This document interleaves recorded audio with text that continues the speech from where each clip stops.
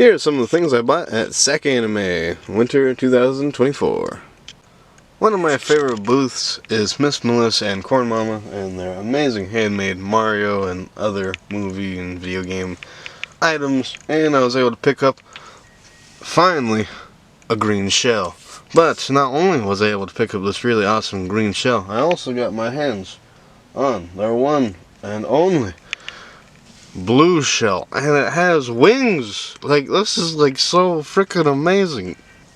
So, meaningless to say, without question, I handed them my money.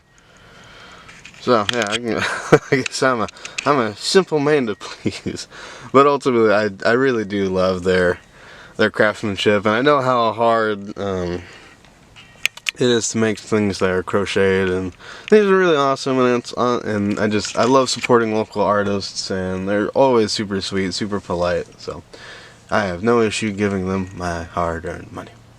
Anyways, moving on to something that was not made by Miss Melissa and her mom. One of the things that I think Miss Melissa and her mom should make are Yoshis. And a different vendor, actually made a really amazing handmade Yoshi plush. And it was made by Christine's Nerdy Stuff. And she was really sweet, and unfortunately her card reader thing wasn't working, but I was able to give her some cash, and all was good. It's a really big plush, as we can see. It's a lot bigger. It's about, I'd say, the same size as, well, the blue shell, so really big. And it is incredibly soft. I don't know exactly what they used for this, probably some kind of really soft yarn, but it is incredibly soft and really nice. It was a little on the expensive side, but for something that was handmade and really awesome, I can't really complain. I mean, it was made with love in the United States of America. Hoorah! So, anyways, awesome plush. And while I was there, I saw that bootleg Lego minifig booth, and I could not resist. So I picked up a handful of characters. I have some of the cast of Five Nights at Freddy's. I've got Leonardo the Ninja Turtle. Anyways, I picked up this alternate timeline light side Darth Vader, which has the more modern helmet piece, which I don't really care for, but I thought it was kind of a neat piece, and this is something Lego will never do, and Star Wars will never do, because Star Wars is bereft of creativity. And then I picked up some anime Lego minifigs. That is Tenken from Demon Slayer, and my sister did a cosplay as him, and I wanted to get that for my sister, and hopefully she likes it. And then I got the guy from Chainsaw Man. I forgot his name. I might actually keep the chainsaw head, because I want to use that for a video, but also buy that for a friend, and it comes with a head. Then I bought Power, that's her name, and my friend Robert, he has some issues and he really likes her. I don't really need to say anymore, but to be fair, I also have some strange issues, because I bought this anime girl from Demon Slayer specifically because she has big eyes. Anyways, and then finally I saw this really neat little Ash Ketchum minifig from Pokemon, and it's a really cool minifig, and it even came with a little Pokeball and a little Pikachu, and I really want to do kind of a revamp of an old idea that I had like 4 years ago, and bring a bunch of video game and movie characters and have them fight some ultimate evil dude. And yes, I know these are bootleg minifigs, I understand, but the level of detail, and they're really cheap for the most part. You know, it's kind of hard for me to resist buying them. And the people running the booth have always been really nice, really polite. And for the most part, this is pretty decent quality, all things considered. And, you know, I understand that all these, like, bootleg minifigs aren't official Lego, and they're not using official Lego pieces. And they come from the darkest, deepest pits of China, but I really enjoy buying these. They're relatively cheap, and for me, I just like the minifigs for most Lego sets, and I have no issue supporting somebody who is willing to make minifigs of some of my favorite fictional video game and anime characters. One of the things I've always wanted to get my hands on is a really nice plush of Megumin from Konosuba, and I found this really adorable Megumin, and you probably already saw her in the video, and she and I conquered IKEA with my friends, and yeah, really cute. I love Megumin. She's an explosive character, if you know what I mean. And she's really sweet, and it's an awesome little, cute little sitting plush. Or laying down plush, I guess. So anyways, off to conquer more IKEAs. Whee! One of my dream cars is obviously the DMC-12 DeLorean. But realistically, I'll probably never get a DMC-12 DeLorean.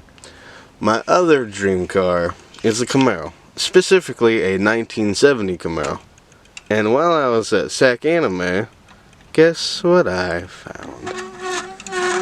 I found me a specifically yellow 1970 Camaro. Now granted, it does say 1971 right there, but you know, I think we can just ignore that. But anyways, I do already have one of these in the color orange, but I always wanted one of these Camaros in the color yellow because my grandmother has one that it belonged to my grandfather. Oh man, that squeaking noise is amazing.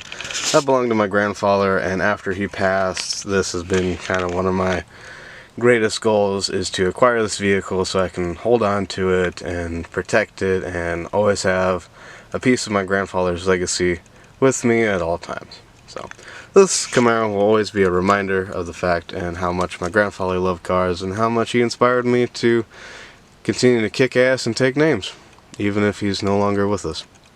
But he'll never be out of my memory. So at a bunch of these conventions I've gone to, I have seen foam weapons. I have seen foam swords, and I have seen foam guns from movies and anime and stuff. They sell Thor's Mjolnir hammer, they sell Captain America's shield, they sell all kinds of weapons from a video game called Kingdom Hearts.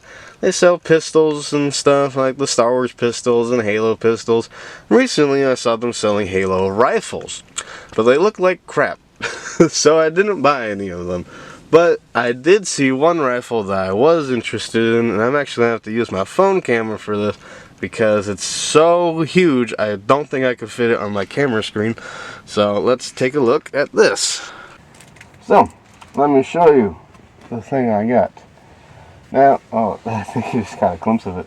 Now, when it comes to Star Wars, as much as I like the DL-44 or Luke Skywalker's blaster or the lightsabers, to me, the Halo Energy Sword is better. The Halo Magnum is better, in my personal opinion. Don't get me wrong, the DL-44 is nice, but, you know, it's a World War II handgun. You know, I want something that's kind of unique, something that's different. And don't get me wrong, lightsabers are cool. But I think we all know how I stand on lightsabers. Energy swords are better. So, when it comes to Star Wars, I've never really wanted to own a replica weapon. Except for one weapon. But it was so expensive I never thought I'd even get my hands on one that looked halfway decent. Until I met a vendor who sold me this weapon for half the price that someone else was selling it for. And I got my hands on the Mandalorian rifle, and I cannot fit the whole thing in the frame. This thing is huge. It's got to be at least 4 foot long. I mean, it is quite literally a giant ass rifle. And it's got the stock, and it's got the detail on it. Now granted, it's not the best detail ever in the galaxy, but for the most part, for a relatively cheap item, especially with the price point I got it at, for something that's fairly cheap, it was like half the cost of the Nerf rifle that came out that looked pretty bad. I mean, for something that looks halfway decent, and you obviously know exactly what it is, it's the disintegration rifle from the Mandalorian. For the price I got it at, yeah, not so bad. And it's even got a little bit of orange in the front, and it's got the 2 tongs. Now one of them's a little bit bent out of shape, but I think I can fix that with a little bit of hot water. So yeah, now I have my own Mandalorian rifle. So the first things I picked up that were artwork were some free SAC Anime swag. So I got some little pamphlets and some little things talking about the next conventions coming up, which is really cool. And this is a really nice art book showing off all the people and some of the art that we're going to be there. And kind of give you a map and some other conventions coming up. So this is it's nice to grab something that's free. And let's see what else. I got some advertisements. I got for SACCon. Apparently, one of my favorite voice actresses, Alexis Tipling, this one right here, is going to be there, and I am dying to meet her. So I've got some awesome My Bride's a Mermaid merch for her to sign. Then we have Sack Anime Summer, which is coming up August 30th through September 1st, so Xavier's birthday.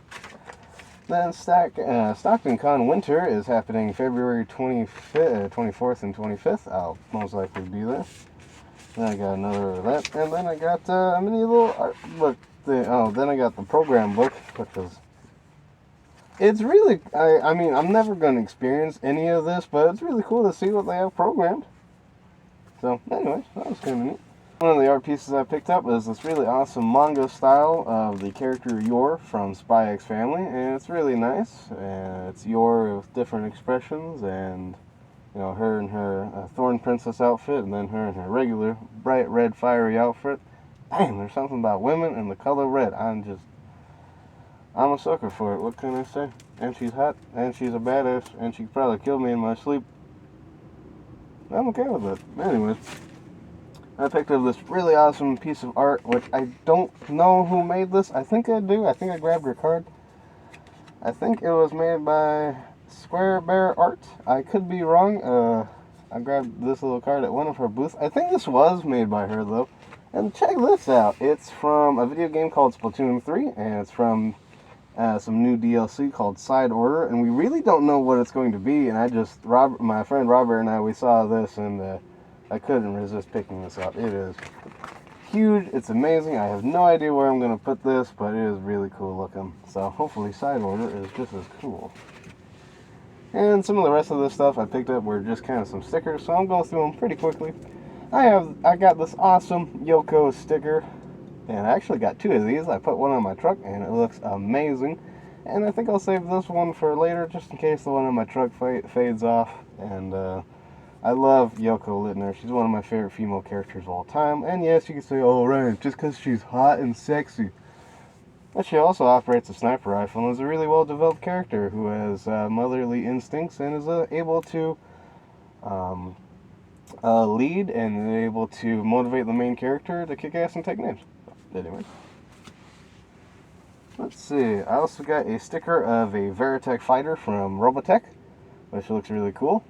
I've actually bought some Robotech stickers from the same vendor before. I got the Monster Destroid from Robotech. This is probably one of my favorite Destroids. It's like 100 feet. It's like 50 feet tall, or something like that. It's huge.